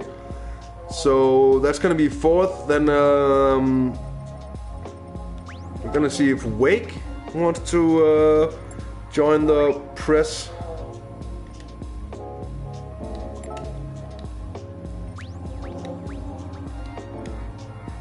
And with that, Pinkery wants to join in as well. Well, can't see why we shouldn't be able to have 4 guys. And of course, for a short moment, I do apologize for the jumping heads. As I invite our press conference attendees from my friends list here. And that'll be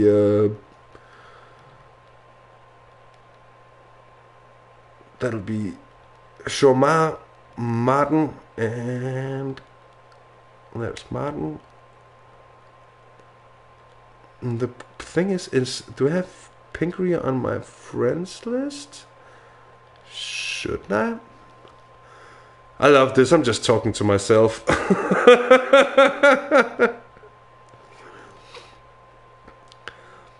Oh, guys, with the looking like you're not online makes it difficult to find people. Can't even find Wake now. God damn it. I'm really managing to mess this up. Or to at least be very slow about it. There's Shoma. That leaves 1 down. 1 to go. There's Wake. And then as to see is Pinkery on my list. Oh, I can't invite you, Pinkery. Sorry.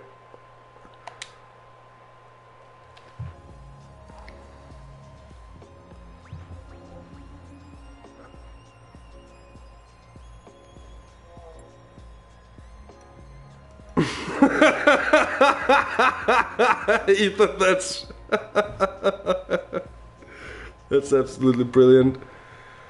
So we're just waiting for the press conference attendees to actually show up. I think Martin just joined in, and that means hello, Martin. There is Shoma. Hello. Hello, Shoma, and there's Wakes you. So let's just do as we usually do, and then I'll start with our 2nd place finisher. Shoma, as usual, I guess no practice, no setup. The strategy seemed to work very well for you, and then in the end you just lacked the last bit of luck. take us through the emotions you went through on the last couple of laps. I think you saw it on the track. I was completely waving behind the Bandy, was it? Yeah, it was. Yeah. Yeah, I saw he was on the chicane. I saw he went wide to let pass just both. We are at 1 second, so it's not like you can't see both cars.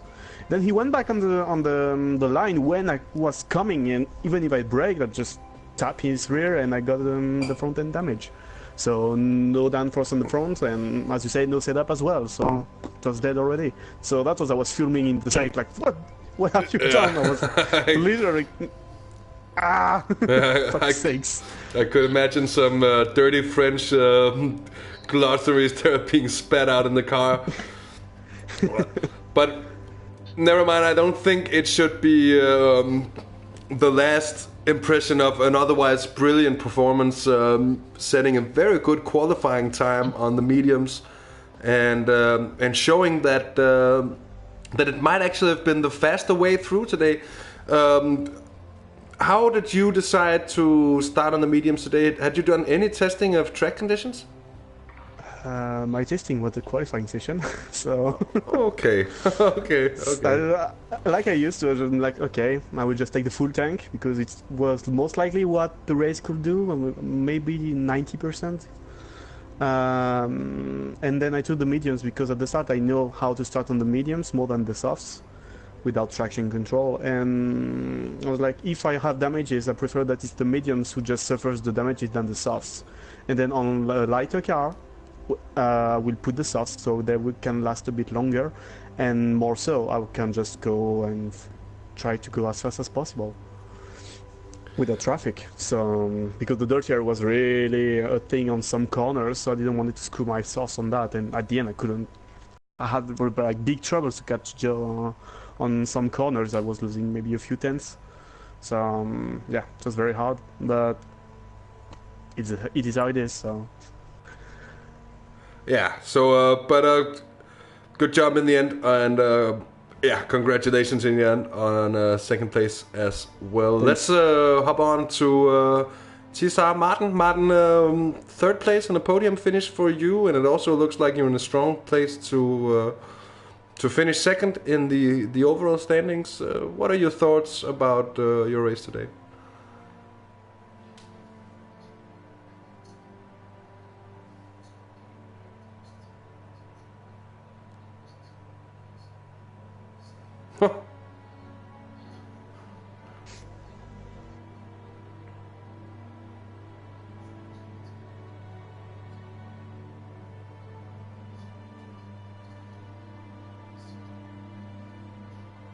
Yeah.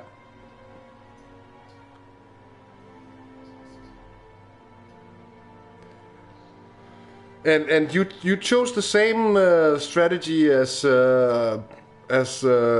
Chomar, and actually as Wake as well. What were your reasoning for choosing this strategy? Because for the other races this season, we've seen you qualifying and starting on the softs before.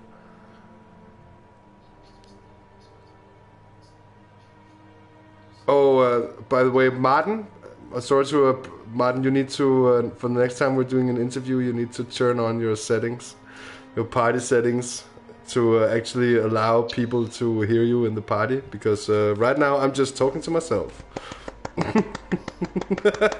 Let's applaud, guys.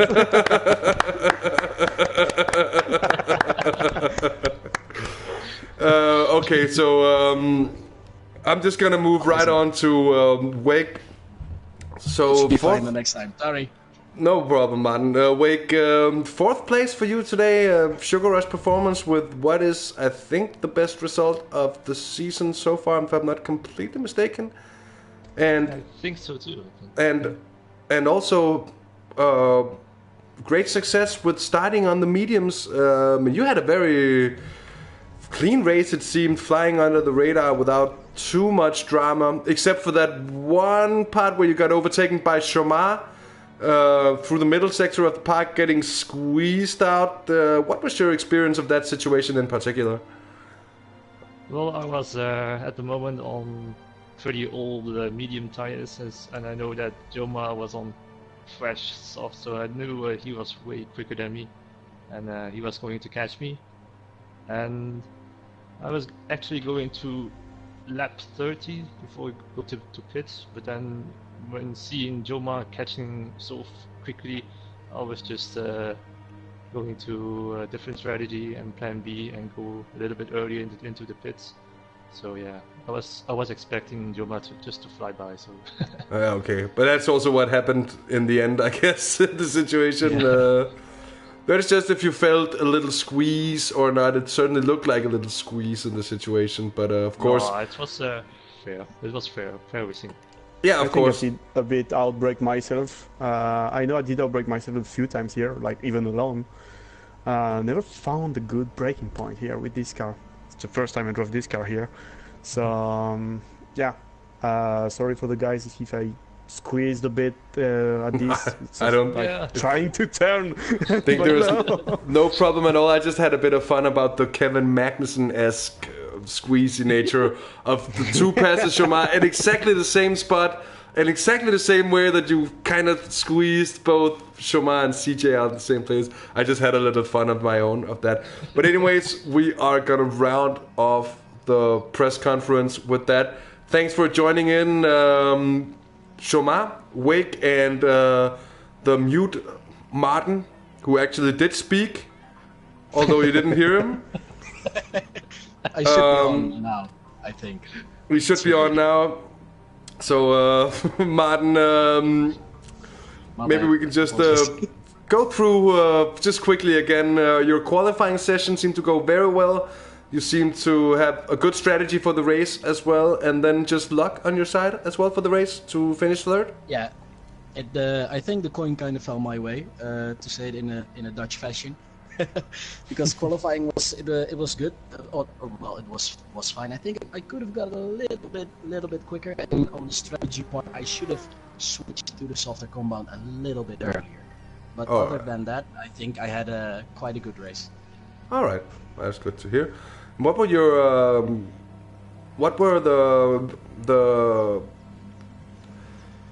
made you take the decisions to start on the medium tires and to qualify in the mediums instead of the softs, as we've seen you be a soft qualifier and starter for every other race this season? Yeah, the only other the reason for me to take the medium was just to try it out for once, because I haven't done strategy before and I wasn't really sure. Because it seemed like the last two races of two people, including Joma, ending really well after starting on the medium. And since I had the feeling I was kinda on the back foot with CJ, as we're still battling for the second place in the championship, I figured it was worth the shot, and yeah, it worked out, so yeah. And in the end, you also drew the longest straw, so to say, in that very battle with CJ, as he just lost whatever luck he had the end of the race and finished 6th. So that put you in a very good position before the final race. Anyways, you three gentlemen, thank you for joining me for this press conference. It's been a pleasure, and looking forward to seeing you all three next week for the final race. Thanks to you. Cheers. Thanks. Thanks. So with the bouncing heads saying goodbye, I think for me, DirtenDK, it's also time to say goodnight and goodbye. Thanks everyone for tuning in. It's been a great pleasure having you along. We will be back on Saturday with the VRR Super GT practice session, or the open practice event. Kind of a shakedown event as well. We're going to be broadcasting a couple of hours of that, just to give you a chance to get acquainted with the series, the drivers, and everything that is the VRR. Then on Sunday, we're going to be back with the Mountain... Remember, it's not the Mountain King Challenge, it's the Desert Dune Challenge, the NES Group 4 race from Willow Springs. And then, of course, in a week's time, we'll be back with the season finale of the TSR Super Formula. So lots of GT Sport action to come here on the channel. And I do hope to see you again soon So, of course, my name is DirtenDK, and it's been a pleasure having you along. And leave a like if you haven't already. Feel free to subscribe. And until next time, well, take care, have fun, and bye-bye.